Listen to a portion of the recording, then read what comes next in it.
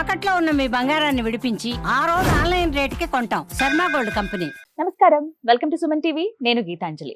విశ్వావసు నామ సంవత్సరంలో ద్వాదశ రాశుల వారి జాతక ఫలితాలు ఏ విధంగా ఉన్నాయో తెలుసుకుందాం. వివరించేందుకు ప్రస్తుతం మనతో పాటు ఉన్నారు శ్రీచక్రపీఠం వ్యవస్థాపకులు, ప్రముఖ జ్యోతిష్య పండితులు బ్రహ్మశ్రీ ప్రదీప్ జోషి గురువు గారు. వారితో మాట్లాడదాం. గురుగారు నమస్కారం అండి. శ్రీ గురుభ్యో నమః. శ్రీమాత్రే నమః. విద్యుద్ధామ సమప్రభాం మృగపతి స్కంధస్థితాం భీషణాం కన్యాభిక్కరవాలకేట విలసదస్తాభిరా సేవితాం హస్తైశ్చక్ర గదాసికేట విశికాంశ్చాపం గుణం తర్జనీం బిభ్రాణాం అనలాత్మికాం శశిధరాం దుర్గాం త్రినేత్రాం భజే. శ్రీమాత్రే నమః. శ్రీ గురుభ్యో. మేషాది ద్వాదశ రాశుల యొక్క ఫలితాలు మనం ఈ విశ్వావసు నవ సంవత్సరంలో తెలుసుకోబోతున్నాం.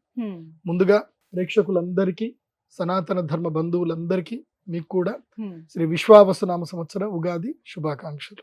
గురుగారు, ఈ విశ్వావసు నామ సంవత్సరంలో ద్వాదశ రాశుల్లో చివరిదైన మీనరాశి వారి జాతక ఫలితాలు, వారి ఆదాయ వ్యయాలు ఏ విధంగా ఉన్నాయో తెలియజేస్తారు. మీనరాశి వారికి ఈ సంవత్సరం ఆదాయము 5, వ్యయము కూడా 5. ఇలా ఇస్తాడు, ఇలా తీసుకుంటాడు. వెళ్ళిపోతాయండి. మీనం రాజపూజ్యం 3, అవమానం 1. అది మెచ్చుకునే వాళ్ళే కొంతమంది, అందులో తిట్టే వాళ్ళు ఒక్కళ్ళు ఉంటారు. కాబట్టి మీనరాశి వారు ఏంటంటే ఈ సంవత్సరం ఎట్లుండాలి అని అంటే, అదేదో అదృశ్య సినిమాలో డైలాగ్ చెప్తాడు కదా, ఎవరు మన ఎన్టీఆర్ గారు, తెలీదు గుర్తులేదు మర్చిపోయా. ఇంతే, ఇది ఒక్కడే పెట్టుకోండి. ఎవరైనా డబ్బులు అడిగారు, తెలీదు, రే నువ్వు నాకు ఇస్తా అని చెప్పావు కదా, గుర్తులేదు, చూడు నువ్వు నాకు చెప్పిన మాట తప్పుతున్నావు, మర్చిపోయా అని చెప్పండి. ఇంతే, తెలీదు, గుర్తులేదు, మర్చిపోయా. No financial deals, no relationships, అన్నిటికీ నో చెప్పడం నేర్చుకోండి. ఈ సంవత్సరం ఏంది మీనరాశి వారు నో చెప్పడం నేర్చుకోండి. అంటే ఏలాంటి శని ఉందని భయంకరంగా ఉంది. గుండెల మీద ఉంది అంటే, గుండెల మీద కడుపు మీద కొడతాడు చూడండి స్వామి. డబ్బులన్నీ పోతాయి, ఆస్తులు కోల్పోతారు, ఇబ్బందులు జరుగుతాయి. కాబట్టి చాలా జాగ్రత్తగా ఉండాలి. దీనికి ఒక బ్రైట్ ఎగ్జాంపుల్ కూడా చెప్తాను. మన దగ్గర ఎగ్జాంపుల్స్ భయంకరంగా ఉంటాయి. ఎందుకోసం మన క్లయింట్స్ అట్లా ఉంటారు కదా, ఏడ్చుకుంటూ వస్తారు నా దగ్గరికి. నా ఆఫీస్ టేబుల్ మీద ఏముంటుంది తెలుసా, టిష్యూ పేపర్లు కూడా ఉంటాయి. రోజు నాకు క్లయింట్స్ వచ్చిన ప్రతిసారి టిష్యూ పేపర్ డబ్బా అయిపోతుంది, అట్లా ఏడుస్తారు. ఎందుకోసం అంటే ఆ బాధ ఎవరికి చెప్పుకోలేరు. జీవితంలో బాధలు కేవలం 5గురికే చెప్పుకుంటారు. 1 చార్టెడ్ అకౌంట్కి, 2వది అడ్వకేట్కి, 3వది డాక్టర్కి, జ్యోతిష్ శాస్త్ర పండితుడికి, ఇంకా 5వది ఎవరు నుండి ఇంకా పర్సనల్ వాళ్ళకి. అంతే, ఈ 5గురికే ఏమని చెప్పుకొని ఏడుస్తారు. సో దాంట్లో మేము జ్యోతిష్ శాస్త్ర పండితులం కాబట్టి రండి, చెప్పుకొని ఏడ్చినా పర్వాలేదు. కాకపోతే మీనరాశి వారికి ఏంటంటే ఈ సంవత్సరం ఒక లక్ టైం ఉంది. October to November, October, November, December, ఈ 3 నెలల్లో మీకు జాక్పాట్ ఉంది, అదృష్టం ఉంది.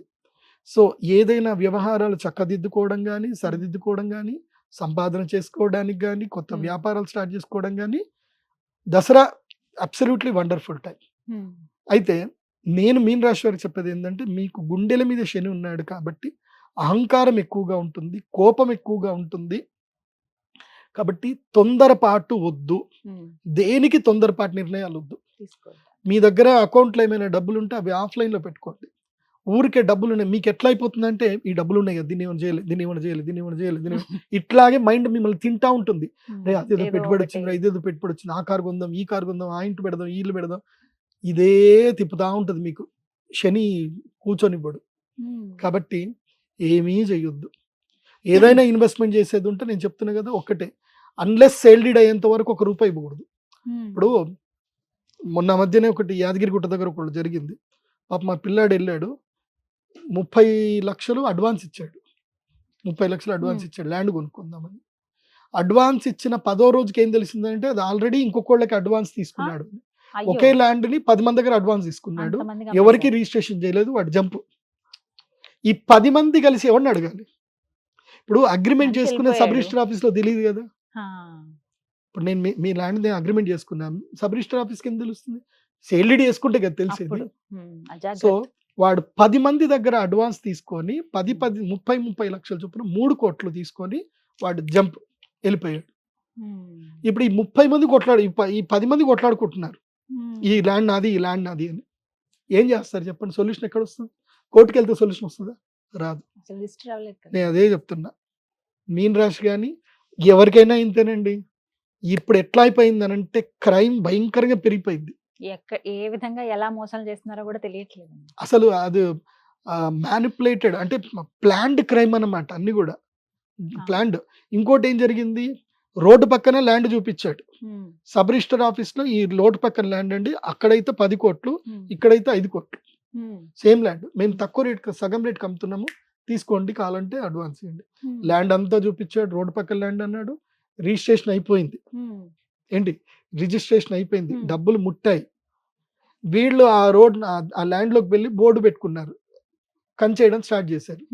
సడన్ గా ఒక 4 కార్లు వేసుకొని వచ్చారు. ఎవడరా ఈడు మా ల్యాండ్ లో కంచేస్తున్నారంటే, మాకు రిజిస్ట్రేషన్ అయిపోయింది, ఇదిగో చూడండి ఇది ఉంది అని అంటే, అరే ఈ ల్యాండ్ కాగితాలు ఇవిరా, సర్వే నెంబర్ ఇదిరా, నీకు ఈ ల్యాండ్ చూపించి వేరే ల్యాండ్ అమ్మాడు, ఈ ల్యాండ్ ఇక్కడ కాదు, ఆడుంది పోయి చూసుకో అని చెప్పేసారంటే, పాపం వాడు ఎంఆర్ఓ దగ్గరికి వెళ్ళి సర్వే చేయించుకోలేదు. పోయి అది ఎక్కడో ఊరవతలో గుట్ట ల్యాండ్, అది 5 కోట్లకి, అది కనీసం 10 లక్షలు కూడా వాల్యూ చేయదు, 5 కోట్లకి.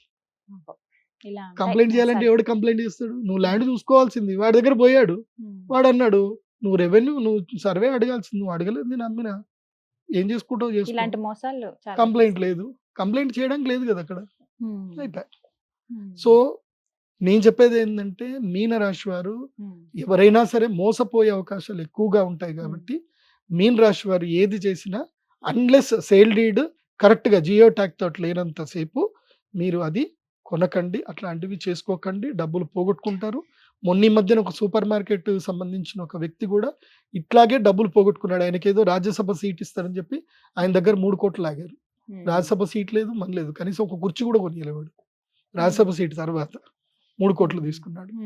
సో ఇలాంటివి చాలా మోసాలు జరుగుతున్నాయి. అందులో మోసపోయే వాళ్ళు ఈ సంవత్సరం ఎవరు అంటే, అందరూ మోసపోవచ్చు, అందులోపల ఎక్కువగా మోసాన్ని అట్రాక్ట్ అయ్యే వాళ్ళు ఎవరు అంటే, మీనరాశి, కుంభరాశి, మేషరాశి, కర్కాటక రాశి, వృశ్చిక రాశి, అదేవిధంగా కుంభరాశి, మకర రాశి, వీళ్ళందరూ కూడా మోసానికి అట్రాక్ట్ అయ్యే అవకాశాలు ఉంటాయి. కాబట్టి ఎంత జాగ్రత్తగా ఉంటే అంత మంచిది. కాబట్టి నిమ్మకు నీరెత్తినట్టు ఉండండి. ముఖ్యంగా శివక్షేత్ర దర్శనాలు ఎక్కువగా చేసుకోండి. ఉజ్జయిని మహాకాళేశ్వర దగ్గరికి వెళ్ళండి. ఉజ్జయిని మహాకాళేశ్వర దగ్గరికి వెళ్తే తప్ప ఈ బాధలు మీకు దూరం అవ్వవు. ఎవరు? మీనరాశి. ఉజ్జయిని మహాకాళేశ్వరుడి దర్శనం చేసుకోండి. అక్కడి నుంచి ద్వారకాధీశ దర్శనం చేసుకోండి. అక్కడి నుంచి బద్రి కేదార్నాథ్ వెళ్ళండి.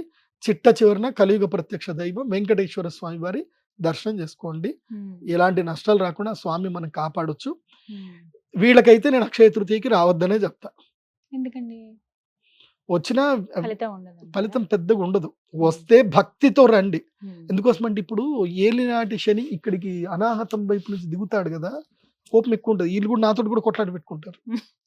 అది నేను అందుకే కొంతమందికి రావద్దు మీరు, ఎందుకోసం అంటే మీరు వచ్చినా నాతో కొట్లాట పెట్టుకుంటారు. అది వస్తే రండి, కాకపోతే నమ్మి రండి, దైవాన్ని నమ్మి రండి. అక్షయ తృతీయ మహాలక్ష్మి యాగం చేయించుకోండి. కాకపోతే మీకు 29వ తారీఖు చాలా ఇంపార్టెంట్. మీనరాశికి 29 చాలా ఇంపార్టెంట్. అరిష్ట నివారణ తంత్రం చాలా ఇంపార్టెంట్. ఇది అక్షయ తృతీయ కన్నా వీళ్ళకి 29వ తారీఖు షష్టగ్రహ కూటమి వీళ్ళకి చాలా ఇంపార్టెంట్. సో ఎవరో ఒకళ్ళు కామెంట్ పెట్టారు, షష్టగ్రహ కూటమి అనకూడదు, షడ్గ్రహ కూటమి అనండి. ఎస్, అబ్సల్యూట్లీ అది. కాకపోతే అందరికీ అర్థం కాదు కాబట్టి మేము షష్టగ్రహ కూటమి అంటాం. సంధి చేస్తే షడ్గ్రహ కూటమి అంటారు. నేను సంస్కృత పండితుడినే, సో అదేం పెద్దగా విచారించొద్దు. అందరికి అర్థం అవ్వాలనే మేము షష్టగ్రహ కూటమి అన్నాము. సంతోషం. ఈ విధంగా ఉన్నాయి ద్వాదశ రాశుల వారి జాతక ఫలితాలు. ధన్యవాదాలు గురువు గారు. శ్రీమాత్రే నమః.